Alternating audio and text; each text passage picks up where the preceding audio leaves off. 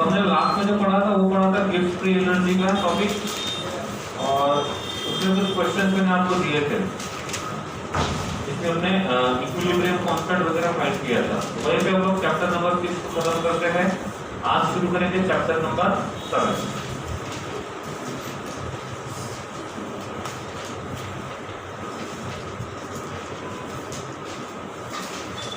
Chapter number 7 इसका नाम है इक्विलिब्रियम।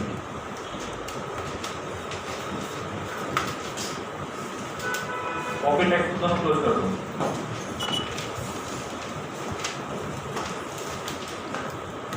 ठीक है, अब हम इक्विलिब्रियम में पहले छोटा सा रिकैप कर लेते हैं। हमने केमिकल रिएक्शंस को देखा था, और इस केमिकल रिएक्शन को हमने डिफरेंट पार्ट्स में क्लासिफाई भी किया था।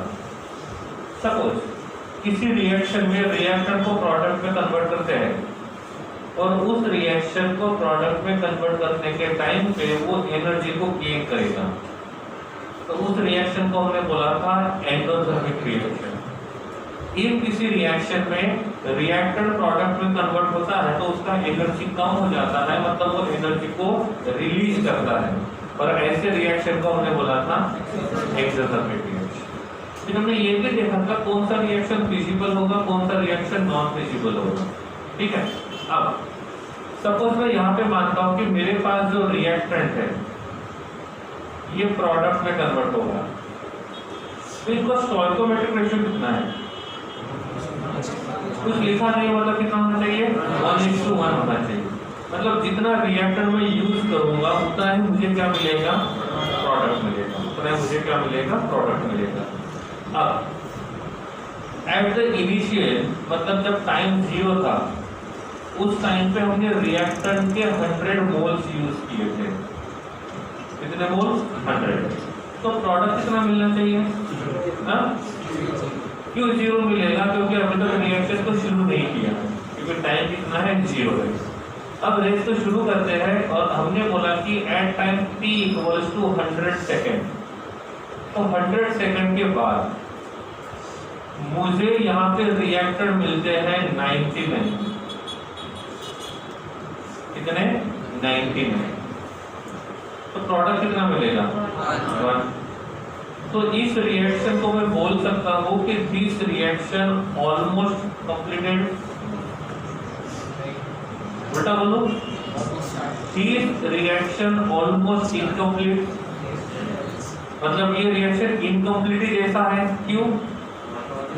क्योंकि रिएक्टेंट जो रहेगा वो प्रोडक्ट में कन्वर्ट नहीं हुआ है, ओनली 1 मोल हुआ है।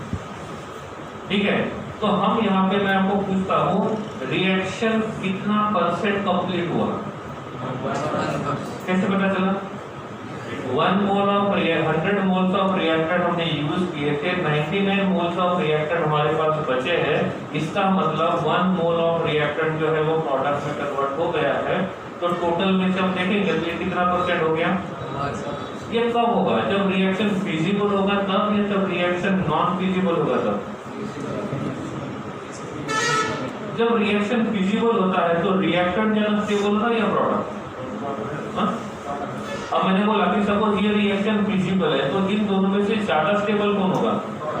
प्रोडक्ट। और जब प्रोडक्ट ज्यादा स्टेबल होगा और रिएक्टेंट अनस्टेबल होगा, हम दोनों के कंपेयर करते हैं तो reactant is unstable and product is stable. तो रिएक्टेंट प्रोडक्ट में जाना पसंद करेगा या प्रोडक्ट रिएक्टेंट में आना? रिएक्टेंट प्रोडक्ट में जाना पसंद करेगा, और जब रिएक्टेंट प्रोडक्ट में जाना पसंद करेगा इसका मतलब ये रिएक्शन फिजिबल रहेगा। और जब रिएक्टेंट प्रोडक्ट में जाना पसंद करेगा तो ज्यादा से ज्यादा रिएक्टेंट ज्यादा से ज्यादा प्रोडक्ट में कन्वर्ट होना पसंद करेगा। यहाँ पे ऐसा हुआ क्या? नहीं हुआ। इसका मतलब ये रिएक्शन कैसा होना चाहिए? Non feasible. कैसा होना चाहिए? Non feasible. इन केस मैं इसको चेंज कर देता हूँ। अब मैं बोलता हूँ कि मेरे पास रिएक्टेंट बचे 1 मोल। इनिशियल में कितने थे? 100। अभी कितने बचे? मतलब कितने यूज किया? तो ये रहेगा 99। अब मैं बोल सकता हूँ ये रिएक्शन जो है वो ऑलमोस्ट कंप्लीट हुआ। तो सही बोला गलत बोला? क्योंकि हमने 100 मोल्स ऑफ रिएक्टेंट यूज किए थे, उनमें से 99 मोल्स ऑफ रिएक्टेंट जो है वो ऑलरेडी किस में कन्वर्ट हो गए? प्रोडक्ट में कन्वर्ट हो गए। तो ये रिएक्शन कितना परसेंट कंप्लीट हुआ? 99%। ठीक है। दूसरी बात मैंने बोला कि ये यहाँ पे 45 है, तो प्रोडक्ट कितना मिलेगा? पक्का? यूज कितने किए थे? बचे कितने? तो इनके बीच का जो डिफरेंस रहेगा वो किसमें कन्वर्ट हो गए? प्रोडक्ट में। तो प्रोडक्ट कितना मिलेगा? 55। अब कुछ रिएक्शन कितना परसेंट कंप्लीट हुआ? कैसे पता किया? प्रोडक्ट को देखो, रिएक्टेंट को देखो। तो रिएक्टेंट कितने यूज किए थे? बचे कितने? कम कितने हुए? कितने में से? सिंपल कैलकुलेशन है, कितना परसेंट? अब 1 mole of reactant is converted into 2 moles of product. So what is the stoichiometric ratio here? 1:2. So 1 mole of reactant is converted into 2 moles of product. At the beginning, when time was 0 second, at that time I am using 100 moles of reactant. Here the number of products will be 0. Why? It's just the starting of reaction. After certain time, I am writing here time equals to 100 seconds. After 100 seconds, the reactants are here 30. English में शुरू कर दिया? Okay, ठीक है। तो अब 100 second के बाद रिएक्टेंट्स कितने बचे? 30। ठीक है। अब 20 सेकंड तक कोई कुछ नहीं बोलेगा। 20 सेकंड जब मैं क्वेश्चन बोलूंगा उसके बाद शुरू हो जाएंगे। हमने रिएक्टेंट के यूज किए थे 100 moles. After 100 second reactants remains 30 moles. My question is that reaction कितना परसेंट हुआ? ये क्वेश्चन नहीं है। My question is that how many moles of products will be there. Time शुरू हो गया। अब पेन पेंसिल पकड़ने की जरूरत नहीं, कैलकुलेटर तो बिल्कुल ही नहीं।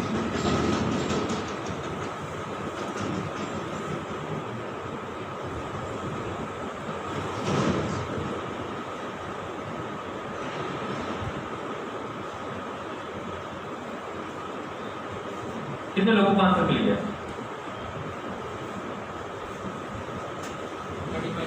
35। ऑप्शन ए मान लेते हैं।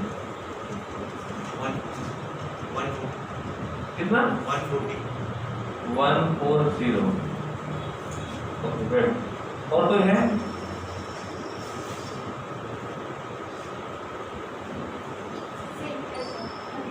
35। ओके, ठीक है।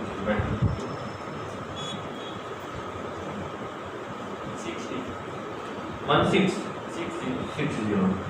अब कोई ऑप्शन डी भी बता दो, मैं लिख लेता हूँ। अब मैं लिखूंगा तो आपको ये आंसर है। इसका मैं लिखता हूँ none of these. All of this तो नहीं लिख सकता, सही ना? अब इसको सिंपल वर्ड्स में कन्वर्ट करते हैं। ये एक पेन हमारा रिएक्टेंट है, बाय मिस्टेक हाथ से नीचे गिरता है तो ये 2 पार्ट में डिवाइड हो जाता है। तो गिरने के पहले हमारा रिएक्टेंट, गिरने के बाद हमारा प्रोडक्ट। तो 1 मोल ऑफ रिएक्टेंट कितने मोल ऑफ प्रोडक्ट दे रहा है? 2 मोल दे रहा है ना।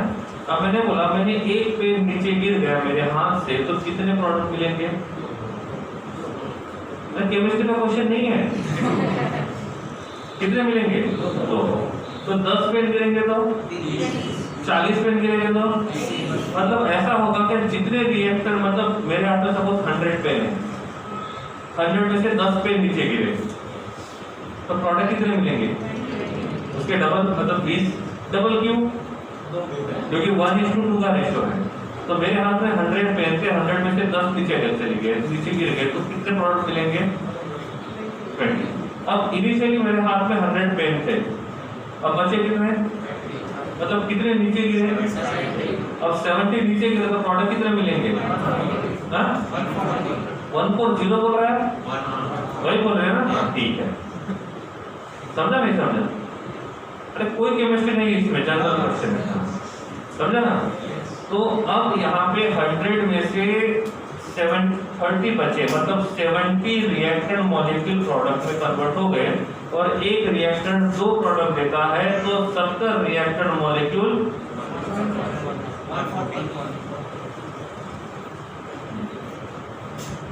तो समझ रहा है? क्या समझा? ये सब ओके। कितने रिएक्टेंट यूज किए थे? टोटल कितने थे? मतलब कितने परसेंट रिएक्टेंट प्रोडक्ट में कन्वर्ट हो गए? मतलब रिएक्शन कितना परसेंट कंप्लीट हुआ? चलो क्वेश्चन।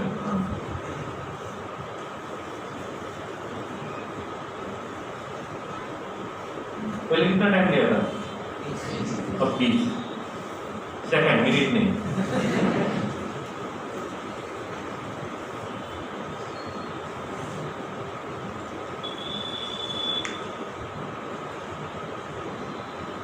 और इसमें भी आंसर नहीं आया ना तो घर जाके थोड़ा सा पानी लेना, ऐसे मार देना तो नींद में चली जाएगी।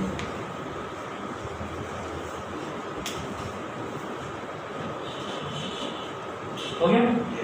कितने लोगों को आंसर मिला?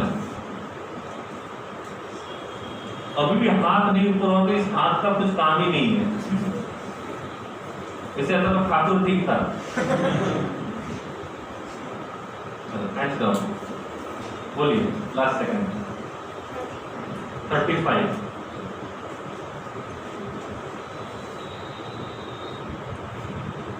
और कौन थे आपके बाजू में? 35। ओके, और कौन सा आंसर करो? ये आंसर आ गया तो भी आपका हाथ ऊपर ही करना है। हाँ जी बोलिए। 35। ओके, वो तो है। और बोलो इसके अलावा दूसरा आंसर किसी का? यही है। बैठो। 100 में से 30 को यूज किया, 100 में से 30 को यूज किया, 30 बचा, 70 को यूज किया और 2 moles of reactant 1 mole of product देता है, तो 70 मोल्स ऑफ रिएक्टेंट 35 देंगे। तो यहाँ पे आंसर कितना आना चाहिए? 35। अब परसेंट कैसे निकालेंगे? आपको ये काम में नहीं आएगा परसेंट निकालने में। आप इसकी तरफ जाते तो परसेंट 100 से ज्यादा भी हो जाएगा। ये सही है। कितना था? कितना बचा? यूज कितना किया? तो 100 में से 70 यूज किया, मतलब 70% रिएक्शन पूरा हो गया। सही है ना? हाँ। तो ऐसे हम लोग ये देख सकते हैं कि कौन सा रिएक्शन कितना पूरा हुआ on the basis of that.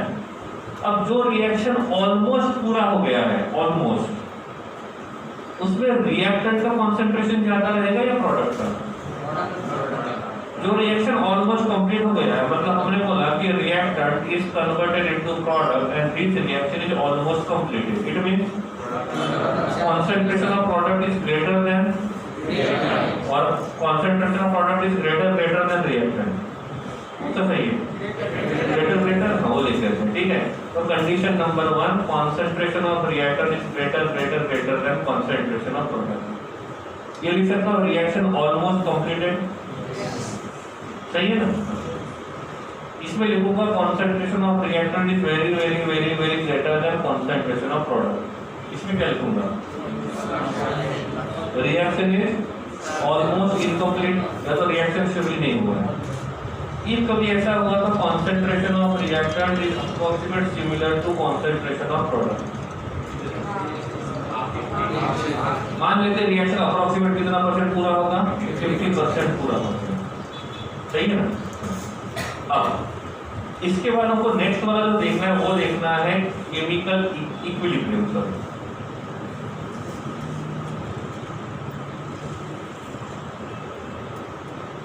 अब इक्विलिब्रियम नाम का वर्ड सुना है आपने? तो मैंने पढ़ाया था लास्ट चैप्टर में। तो 10 सेकंड आपको है क्या पढ़ा था वो याद करने के लिए, फिर मैं पूछूंगा आपको कि क्या क्या बात हमने पढ़ी थी। आपकी कॉपी आपको पसंद है, ओपन नहीं करना भी।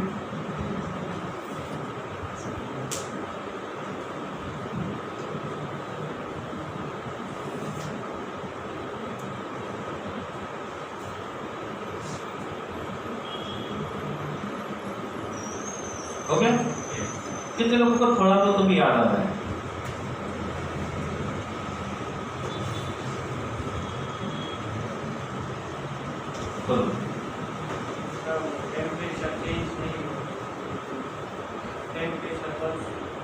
टेम्परेचर कांस्टेंट रहेगा, ओनली टेम्परेचर कांस्टेंट, या प्रेशर भी कांस्टेंट हो सकता है? ओके, तो इसमें लिख सकता हूं मैं मेजरेबल प्रॉपर्टीज रिमेन्स कांस्टेंट। सही है, एक बात हो गई, बैठो। एक और इसके अलावा रेट ऑफ फॉरवर्ड रिएक्शन है, रेट ऑफ बैकवर्ड रिएक्शन आ रही है। Okay, rate of reaction of forward reaction is equals to rate of reaction of backward reaction. Okay, बैठो।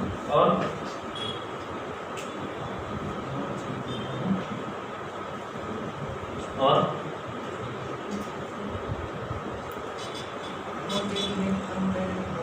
हाँ, ये इसमें सब आ गए, मतलब ऑल प्रॉपर्टीज आर हियर। और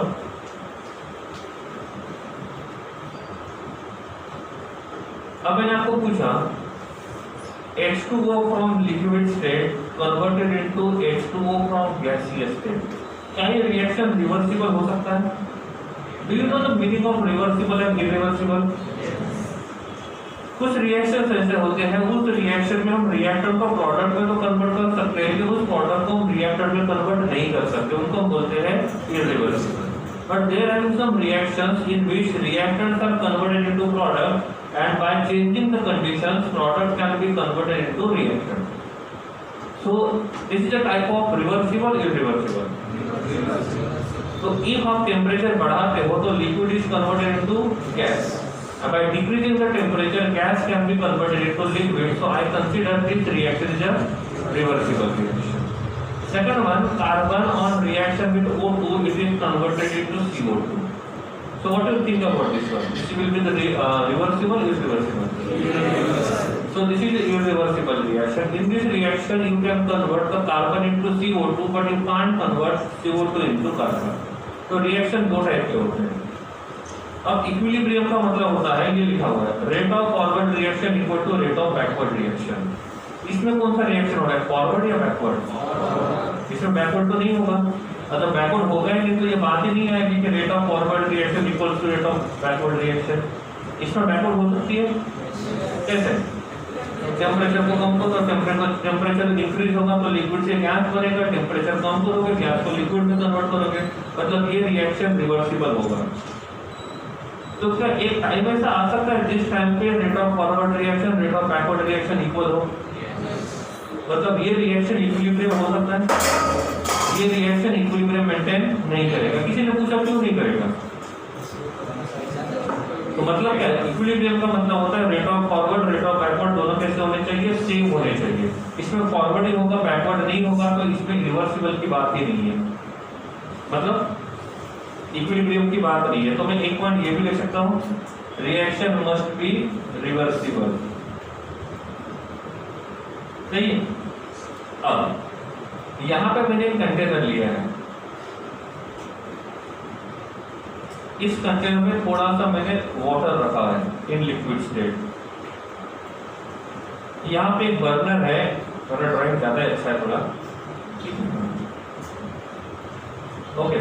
और यहाँ पे हमने क्या किया, एक इंस्ट्रूमेंट यूज किया जहां से हम लोग प्रेशर को मेजर कर सकते हैं, और इसके लिए हम यहाँ पे किसको रखेंगे, मर्क्यूरी को, और इसको हम लोग mm ऑफ Hg में मेजर करेंगे।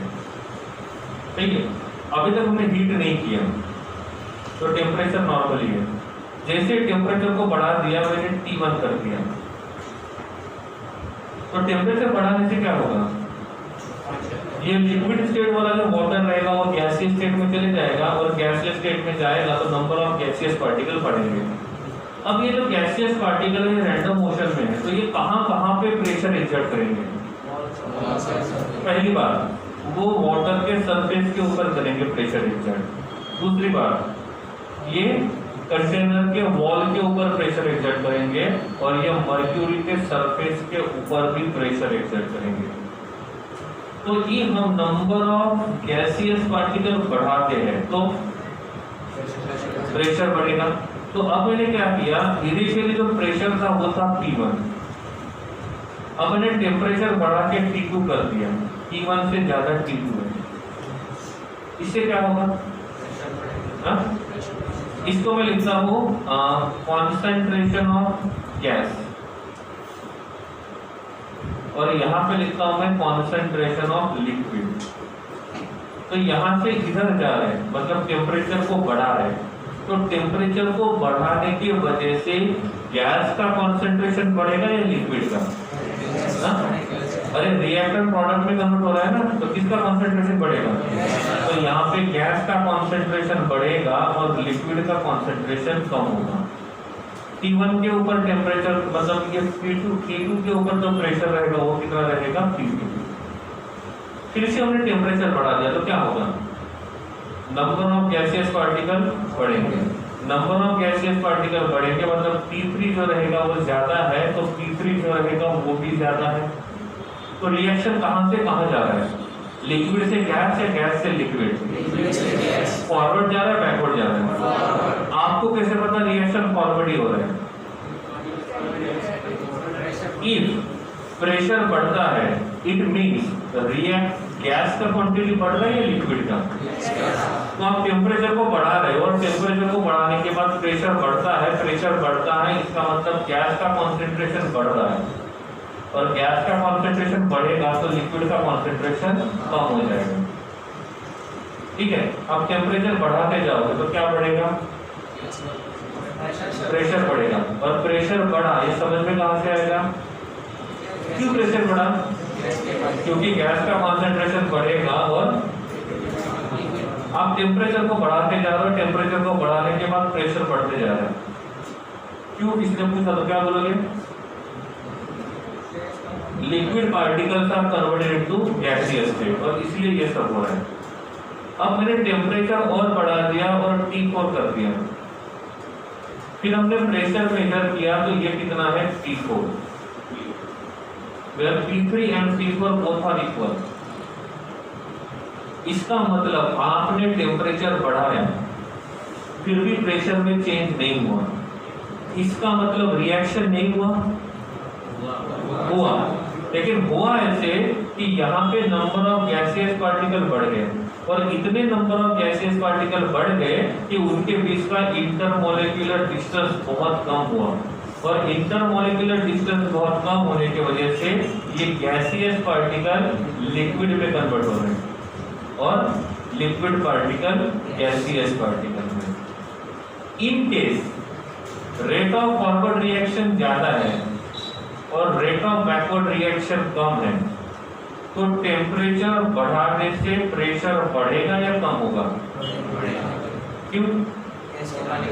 रेट ऑफ फॉरवर्ड रिएक्शन ज्यादा है, मतलब 1 सेकंड में 10 लिक्विड के पार्टिकल गैस में कन्वर्ट हो रहे हैं। उसी टाइम के अंदर 8 लिक्विड के 8 गैस के पार्टिकल लिक्विड में कन्वर्ट हो रहे हैं, तो कौन ज्यादा होगा? गैस। मतलब धीरे धीरे गैस का क्वांटिटी बढ़ेगा और धीरे धीरे गैस का क्वांटिटी बढ़ेगा, इसका मतलब रिएक्शन कहां पे जा रहा है? फॉरवर्ड जा रहा है, प्रेशर बढ़ेगा। If rate of backward reaction ज्यादा है और रेट ऑफ फॉरवर्ड रिएक्शन कम है, तो गैस का क्वांटिटी बढ़ेगा या कम होगा? मतलब गैस का क्वांटिटी कम होगा तो प्रेशर क्या होगा? कम होगा। इफ दोनों रिएक्शन का रेट सेम है तो क्या होगा? ये गैस का जो कॉन्सेंट्रेशन रहेगा, कॉन्सेंट्रेशन ऑफ गैस जो रहेगा ये कैसा होगा? कांस्टेंट, और कॉन्सेंट्रेशन ऑफ लिक्विड जो रहेगा ये भी कैसा रहेगा? कांस्टेंट। तो यहाँ पे जो मेजरेबल प्रॉपर्टी है वो कॉन्सेंट्रेशन है, और आप टेम्परेचर को बढ़ा रहे हो और टेम्परेचर को बढ़ाने के बाद भी यहाँ पे कॉन्सेंट्रेशन में किसी प्रकार का चेंज नहीं हो रहा है। ये तब पॉसिबल है जब रेट ऑफ फॉरवर्ड रिएक्शन और रेट ऑफ बैकवर्ड रिएक्शन दोनों कैसे रहेंगे? सेम रहेंगे, और इसलिए ये कंडीशन आती है। अब ये जो कंटेनर है ये ओपन है कि क्लोज है? इन केस मैंने ये रिएक्शन ऐसे की तो क्या होगा? कौन सा रिएक्शन ज्यादा होगा, फॉरवर्ड या बैकवर्ड? बैकवर्ड होगा ही नहीं। क्यों नहीं होगा? जब ये पूरा खुल जाएगा तो गैसेस पार्टिकल दूर चले जाएंगे और इतने ज्यादा दूर रहेंगे कि उनके बीच का फोर्स ऑफ अट्रैक्शन बढ़ेगा ही नहीं। और जब उनके बीच का फोर्स ऑफ अट्रैक्शन बढ़ेगा ही नहीं तो वो लिक्विड में कन्वर्ट होगी ही नहीं। इसका मतलब ये रिएक्शन रिवर्सिबल नहीं होगा। तो ये रिवर्सिबल रिएक्शन है, लेकिन तब जब कंटेनर कैसा रहेगा, क्लोज। तो एक बार ये भी लिख सकते हैं कि इक्विलिब्रियम हमेशा क्लोज कंटेनर में होता है, ओपन कंटेनर में नहीं होता। तो इक्विलिब्रियम कब अटेंड कर सकते हैं? कब? जब कंटेनर कैसा रहेगा, क्लोज रहेगा। ओपन कंटेनर में ये सब कुछ पॉसिबल नहीं है। तो समझ रहे हैं? तो इक्विलिब्रियम का मतलब क्या? रिएक्टेंट ऐसा भी हो सकता है ना, ये तो क्लोज है। हमने मान लिया कि हमने इनिशियली 1 लीटर यूज किया था। कितना? 1 लीटर। जब इक्विलिब्रियम हुआ तब इसका वॉल्यूम था 0.7 लीटर, इसका वॉल्यूम है 0.3 लीटर। क्या दोनों का क्वांटिटी सेम है? क्या दोनों का क्वांटिटी सेम है? तो मैं यहाँ पे ऐसा लिखूं, इक्विलिब्रियम का मतलब ये होता है उन दोनों का कॉन्सेंट्रेशन सेम है। इक्विलिब्रियम का मतलब क्या? दोनों का कॉन्सेंट्रेशन सेम है ना? या दोनों का कॉन्सेंट्रेशन कांस्टेंट है। हम टेम्परेचर बढ़ाते जा रहे हैं और सपोज इसका कॉन्सेंट्रेशन बढ़ रहा है और इसका कॉन्सेंट्रेशन कम हो रहा है, इट मीन्स रिएक्शन फॉरवर्ड जा रहा है। मतलब रेट ऑफ फॉरवर्ड रिएक्शन ज्यादा है और रेट ऑफ बैकवर्ड रिएक्शन कम है, तो उसको इक्विलिब्रियम नहीं कहेंगे। तो एक बात कंफर्म है कि रिएक्टेंट का और प्रोडक्ट का कॉन्सेंट्रेशन सेम नहीं होना चाहिए, कांस्टेंट होना चाहिए। क्या होना चाहिए? कांस्टेंट। अब यहाँ पे एक रिएक्शन लिखते हैं। इस रिएक्शन में लिखा मैंने H2 which is present in gaseous state, I2 is present in gaseous state and converted into HI in gaseous state। Reaction को बैलेंस कर दिया। ये रिवर्सिबल रिएक्शन होता है। H2 is a colorless gas, HI also a colorless gas। पर I2 जो होता है ये वायोलेट कलर को शो करता है। किस कलर को शो करता है? वायोलेट। अब जैसे ही हमने एक कंटेनर में H2 और I2 को मिला दिया, अभी तक रिएक्शन शुरू नहीं किया, तो ये जो मिक्सचर है ये कौन सा कलर शो करेगा? किसके वजह से? तो जब तक वहां पे I है, I2 है, तब तक ये वायोलेट कलर शो करेगा। इन केस हम I2 का क्वांटिटी बढ़ाते हैं तो वायोलेट कलर का इंटेंसिटी बढ़ेगा। इफ I2 का क्वांटिटी कम होता है तो मतलब I2 का कॉन्सेंट्रेशन कम होगा। इफ वायोलेट कलर का इंटेंसिटी सेम है, इसका मतलब I2 के कॉन्सेंट्रेशन में चेंज नहीं हो रहा है। समझ में आ रहा है? अब जैसे इन दोनों का रिएक्शन होगा तो यहाँ पे HI बनेगा। आप कलर को ऑब्जर्व कर रहे हो और धीरे धीरे वो कलर जो रहेगा उसका इंटेंसिटी बढ़ेगा या कम होगा? क्यों कम होगा? क्योंकि रिएक्शन यहाँ से इधर जाएगा। After some time intensity constant है, इसका मतलब रिएक्शन स्टॉप हुआ। रिएक्शन स्टॉप हुआ, आपको लगता है कि रिएक्शन स्टॉप हुआ, लेकिन रिएक्शन स्टॉप नहीं हुआ। उसमें क्या है? Rate of forward reaction, rate of backward reaction दोनों सेम है और इसीलिए इसके कॉन्सेंट्रेशन में चेंज नहीं होगा। लेकिन मैं पहले की इंटेंसिटी और इक्विलिब्रियम की इंटेंसिटी दोनों को मेजर करता हूं तो कौन सा इंटेंसिटी ज्यादा था? क्यों? क्योंकि इनिशियली इसका क्वांटिटी ज्यादा था, कॉन्सेंट्रेशन ज्यादा था और इसका कॉन्सेंट्रेशन कम है। तो यहाँ पे हमने इक्विलिब्रियम हुआ कि नहीं हुआ ये मेजर करने के लिए हमने कलर के हिसाब से गए। इसके हिसाब से कलर, यहाँ पे किसके हिसाब से? प्रेशर। तो हम यहाँ पे कोई भी एक मेजरेबल प्रॉपर्टी पढ़ सकते, कोई भी एक, कॉन्सेंट्रेशन, प्रेशर, टेम्परेचर, जैसे उन्होंने बोला था टेम्परेचर है, तो वो भी हम पढ़ सकते हैं। ठीक है, और जब दोनों साइड से सेम हो जाएगा रेट तो उसको बोलेंगे कि इक्विलिब्रियम है। अब reactant is converted into product. यहाँ पे मुझे ग्राफ प्लॉट करना है। रिएक्शन टाइम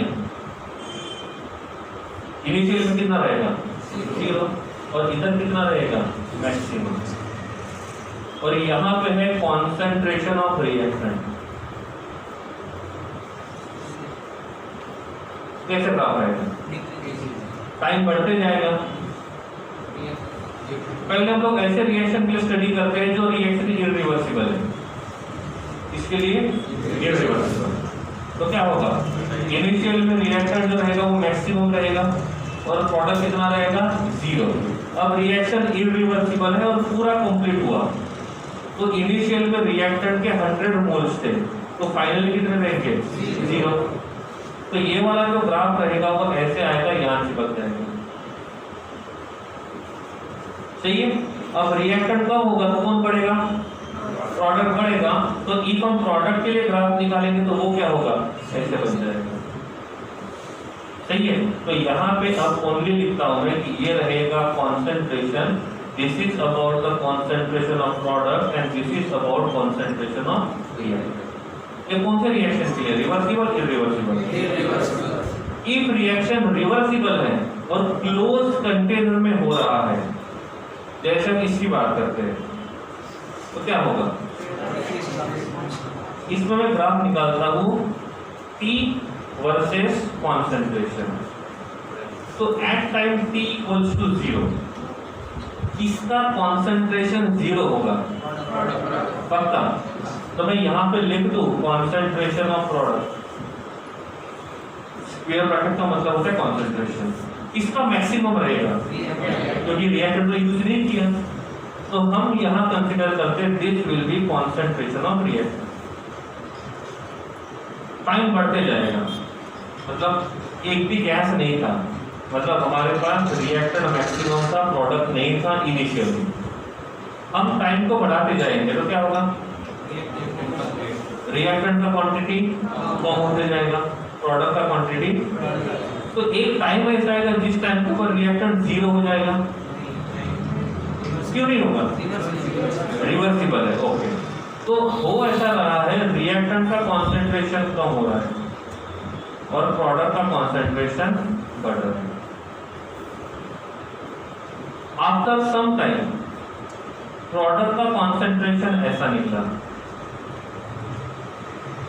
और उसी टाइप से रिएक्टेंट का कॉन्सेंट्रेशन ऐसे निकला।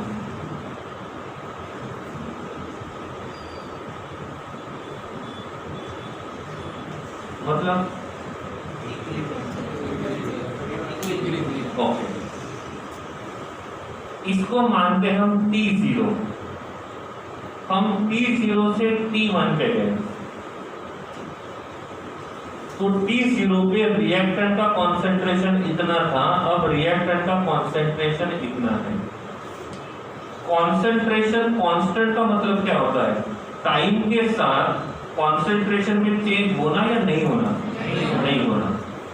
तो हम टाइम को चेंज कर रहे हैं तो कॉन्सेंट्रेशन चेंज हो रहा है।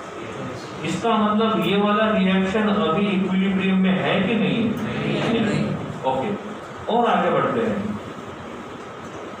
टाइम T2, हम T1 से T2 पे गए, तो ये था रिएक्टेंट का कॉन्सेंट्रेशन T1 पे, ये है रिएक्टेंट का कॉन्सेंट्रेशन T2 पे। टाइम के साथ कॉन्सेंट्रेशन बदल रहा है ना? आप मुझे बताओ T1 और T2 में से किसमें रिएक्टेंट का कॉन्सेंट्रेशन ज्यादा था? T1 पे रिएक्टेंट का कॉन्सेंट्रेशन ज्यादा था और T2 पे रिएक्टेंट का कॉन्सेंट्रेशन कम था। मैं रिएक्टेंट के हिसाब से बताऊंगा, प्रोडक्ट के हिसाब से भी जा सकते हो। ठीक है, अब हम यहां से T3 पे चले गए, इधर दिस इज T3। तो ये T2 पे था रिएक्टेंट का कॉन्सेंट्रेशन, ये है T3 पे रिएक्टेंट का कॉन्सेंट्रेशन। तो यहाँ पे टाइम चेंज के साथ रिएक्टेंट का कॉन्सेंट्रेशन चेंज हुआ कि नहीं हुआ? हुआ। इक्विलिब्रियम हुआ नहीं, क्यों? उसमें बोलते हैं कि कांस्टेंट होना चाहिए। अब हम T3 से T4 की तरफ जाते हैं। टाइम भी चेंज हुआ, T3 से T4 पे चले गए, लेकिन रिएक्टेंट का कॉन्सेंट्रेशन क्या है? जितना कॉन्सेंट्रेशन T3 पे था उतना ही कॉन्सेंट्रेशन T4 पे है। इसका मतलब इस टाइम के बाद आप आगे बढ़ते हो तो टाइम भले ही चेंज हो जाए, क्या चेंज नहीं होगा? कॉन्सेंट्रेशन ऑफ रिएक्टेंट भी चेंज नहीं होगा और कॉन्सेंट्रेशन ऑफ प्रोडक्ट भी चेंज नहीं होगा। तो आप मुझे बताओ, क्या अब रिएक्शन इक्विलिब्रियम में है? अब मैंने आपको पूछा किस टेम्परेचर के पहले रिएक्शन इक्विलिब्रियम में नहीं था? T3। किस टेम्परेचर के बाद रिएक्शन इक्विलिब्रियम में है?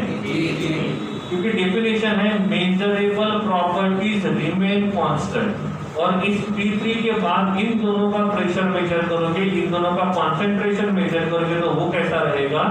कांस्टेंट रहेगा, सेम रहेगा। क्या दोनों सेम है? Concentration of reactant, concentration of product दोनों सेम है? नहीं। क्या concentration of reactor, concentration of product दोनों कांस्टेंट है? तो इसका मतलब अब इस T3 के बाद ये रिएक्शन इक्विलिब्रियम को अटेंड करेगा। ओके, अब दूसरा ग्राफ की तो भरवा है, टेंशन मत लो, ठीक है? टेंशन आपने तो कौन लेगा? लेते हो टेंशन? थोड़ा थोड़ा बता रहे टेंशन से याद आया, 99 में से 50 क्वेश्चन कंप्लीट किए थे स्टेट ऑफ मैटर वाले ना। कितने बाकी थे? 49।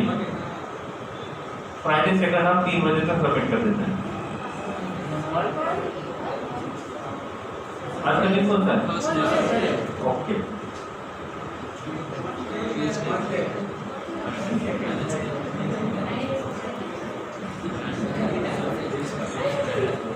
ठीक है Monday.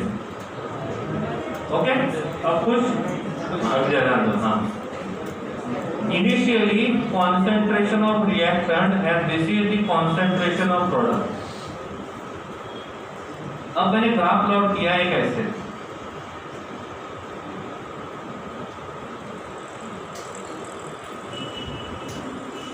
This is for reactant and this is for product।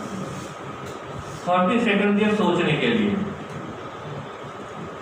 कि क्या ये ग्राफ इक्विलिब्रियम रिएक्शन को रिप्रेजेंट करता है क्या? इफ हाँ तो कब और कैसे, और नहीं तो क्यों नहीं?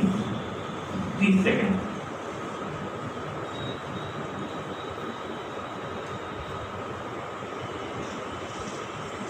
इसी प्रकार के ग्राफ के ऊपर अभी जो एग्जाम हो रहा है जेडब्ल्यू का, उसमें क्वेश्चन पूछा गया था लाइन कहाँ जाएगा। कल एक क्वेश्चन आपको बताया था मैंने, डेल्टा जी वाला, वो भी पूछा गया था, सिंपल था।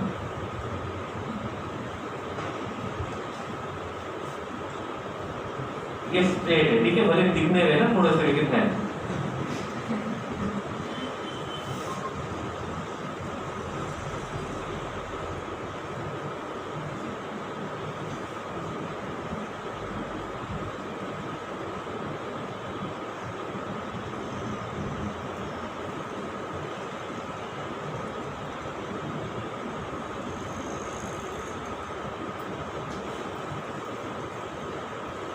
ओके, कितने लोगों को लगता है कि ये ग्राफ इक्विलिब्रियम रिएक्शन के लिए होगा? रीजन चाहिए मुझे, ठीक है? और ये हाथ कॉन्फिडेंट है, चेक करते। कितने लोगों को लगता है कि ये ग्राफ इक्विलिब्रियम रिएक्शन का नहीं है? और कितने लोग जीरो बैलेंस अकाउंट करेंगे? जैसे हाथ आई होगा, ठीक है? देखो, पहली बात आप ये समझ जाओ इसका मतलब क्या होता है। दो बातें ध्यान रखनी है, मेजरेबल प्रॉपर्टी कांस्टेंट होनी चाहिए, सेम नहीं होनी चाहिए, दोनों में डिफरेंस है। और दूसरा, ये तब होता है जब रेट ऑफ फॉरवर्ड रिएक्शन और रेट ऑफ बैकवर्ड रिएक्शन दोनों सेम रहेंगे या कांस्टेंट रहेंगे। ये सेम रहेगा, ये कांस्टेंट रहेगा, दोनों अलग अलग है, इंटरमिक्स मत करो, सही है ना। अब इस रिएक्शन में देखते हैं at time t equals to 0 and at time t equals to 1। हम t0 से t1 पे गए तो कॉन्सेंट्रेशन ऑफ रिएक्टेंट चेंज हुआ, मतलब कांस्टेंट नहीं है। तो आगे चलते हैं,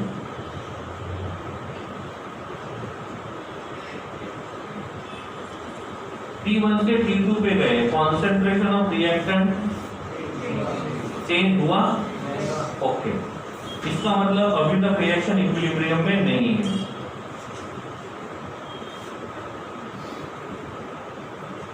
T2 से T3 पे जा रहे हैं तो concentration of reactant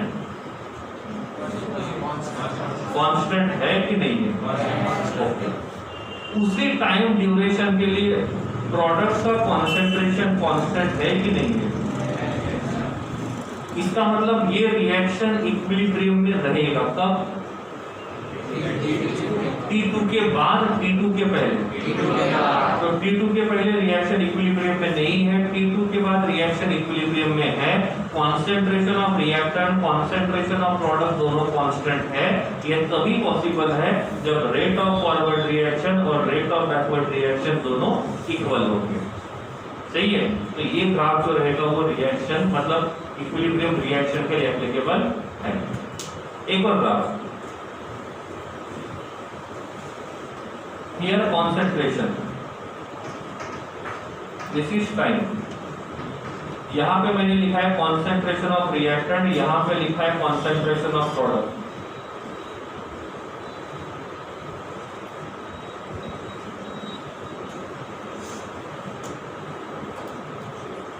this is concentration.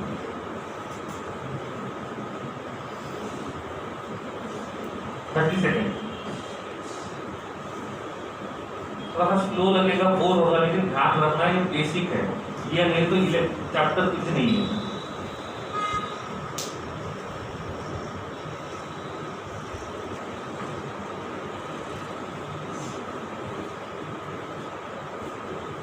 मेरे पास दूसरा ऑप्शन मिला, ग्राफ निकाल कर तो याद हो, तो यही होता है।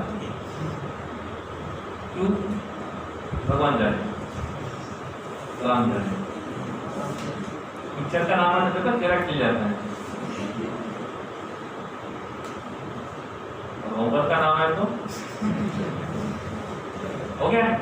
क्या लगता है होमवर्क के बारे में? इक्विलिब्रियम में होगा, दो ही ऑप्शन है ना, हाँ या तो नहीं। हाँ। ये ऊपर वाला ग्राफ है वो रिएक्टेंट का है, नीचे से जो आ रहा है वो प्रोडक्ट का है। इसको माना मैंने T0 और इसको हमने माना T1। T0 से T1 पे जा रहे हैं तो हमेशा रिएक्टेंट को भी प्रोडक्ट को भी लिखते हैं। तो प्रोडक्ट का कॉन्सेंट्रेशन यहाँ पे है। तो T0 से T1 पे गए, प्रोडक्ट का कॉन्सेंट्रेशन चेंज हो रहा है, नहीं है।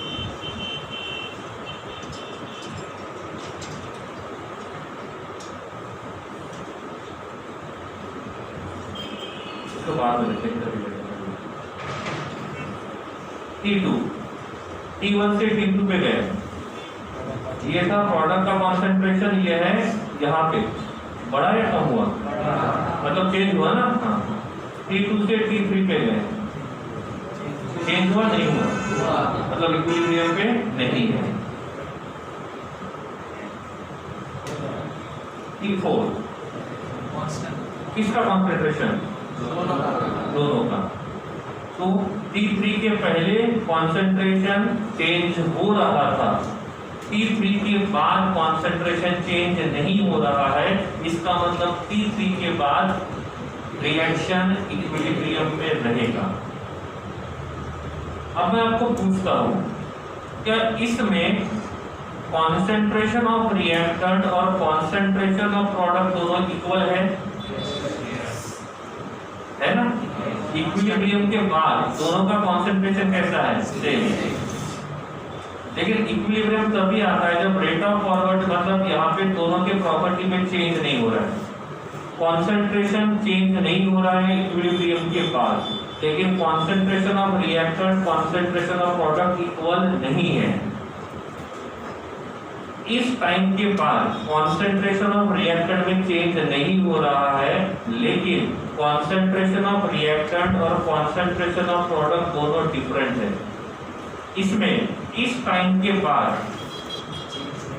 कॉन्सेंट्रेशन ऑफ प्रोडक्ट और कॉन्सेंट्रेशन ऑफ रिएक्टेंट में चेंज नहीं हो रहा है और कॉन्सेंट्रेशन ऑफ प्रोडक्ट और कॉन्सेंट्रेशन ऑफ रिएक्टेंट दोनों सेम है।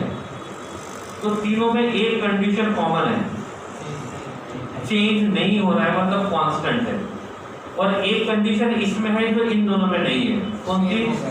सेम होगा। इसका मतलब इक्विलिब्रियम के लिए तीनों इक्विलिब्रियम के हैं, तो हम ऐसी डेफिनेशन सिलेक्ट करेंगे जो तीनों में एप्लीकेबल है।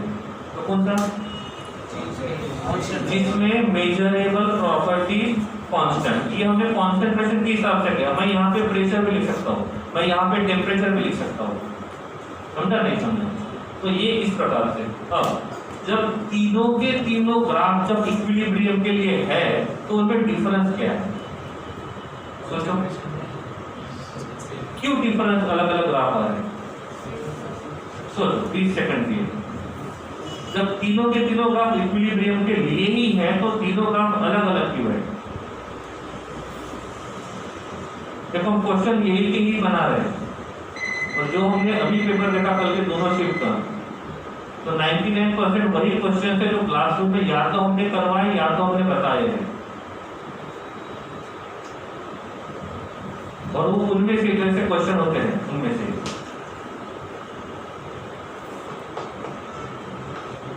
क्या लगता है?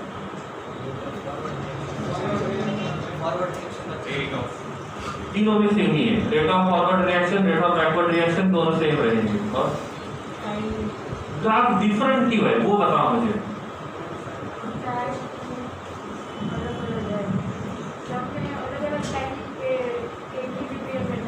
तो क्यों ऐसा हो सकता है? कॉन्सेंट्रेशन अलग अलग है, इसलिए रिएक्टेंट का पहले में रिएक्टेंट का ज्यादा प्रोडक्ट से इसलिए। क्यों?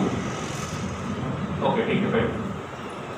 इफ रिएक्टेंट का इनिशियल कॉन्सेंट्रेशन और रिएक्टेंट का इक्विलिब्रियम पे कॉन्सेंट्रेशन दोनों मेजर करते हैं, तो this is the concentration of reactant initial and this is the concentration of reactant at equilibrium। सही है? इसमें this is the concentration of reactant initial and this is the concentration of reactant at equilibrium। ये बात सही है? ये this is the concentration of reactant initial and this is the concentration of reactant at equilibrium। जब reaction होगा तो reactant के concentration में चेंज होगा या नहीं होगा? अरे रिएक्शन हो रहा है तो रिएक्टेंट के कॉन्सेंट्रेशन में चेंज होगा। जिस रिएक्शन में इनिशियल कॉन्सेंट्रेशन ऑफ रिएक्टेंट और इक्विलिब्रियम के कॉन्सेंट्रेशन में डिफरेंस ज्यादा होता है,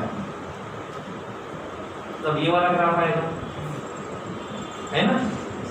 रिएक्टेंट के इनिशियल कॉन्सेंट्रेशन में और रिएक्टेंट के इक्विलिब्रियम कॉन्सेंट्रेशन में डिफरेंस ज्यादा है। तो ये ग्राफ कब आएगा? जब रिएक्टेंट का इनिशियल कॉन्सेंट्रेशन और इक्विलिब्रियम मेंटेन करने के बाद का कॉन्सेंट्रेशन, इसमें जो डिफरेंस रहेगा वो कम होगा। और ये कब आएगा? जब डिफरेंस जो रहेगा वो इंटरमीडिएट रहेगा। तो तीनों अलग अलग ग्राफ में डिफरेंस ये है। ये ग्राफ कब आता है?